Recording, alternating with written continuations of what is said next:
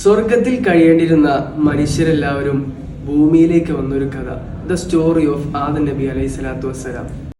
സ്വർഗത്തിൽ സന്തുഷ്ടരായി ജീവിച്ചിരുന്ന ആദം നബിയോടും ഹവ്വ ബേബിയോടും അള്ളാഹു സുബ്ഹാനഹു തആല പറഞ്ഞു, നിങ്ങൾ ഇഷ്ടമുള്ളത് ഇവിടെ നിന്ന് കഴിച്ചുകൊള്ളൂ. വലാ തഖറബ ഹാദിഹി ഷജറ, പക്ഷേ ആ കാണുന്ന മരത്തിൽ നിന്ന് മാത്രം നിങ്ങൾ കഴിക്കരുത്.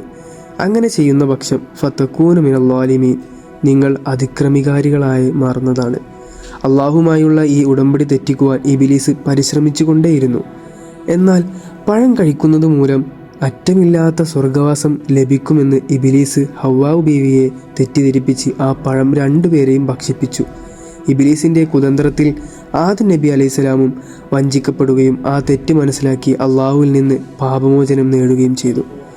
എങ്കിലും ആദം നബിയെയും ഹവ്വ ബീവിയെയും അള്ളാഹു സുബ്ഹാനഹു തആല ഭൂമിയിലേക്ക് പറഞ്ഞയച്ചു. ഇതിൽ നിന്ന് പാപം ചെയ്ത ഒരു അടിമയ്ക്ക് ആത്മാർത്ഥമായ പശ്ചാത്താപത്തിലൂടെ അതിനെ പരിഗണിക്കാമെന്ന് അടിസ്ഥാന പാഠവുമാണ് അള്ളാഹു സുബ്ഹാനഹു തആല ഇതിലൂടെ പറഞ്ഞു തരുന്നത്.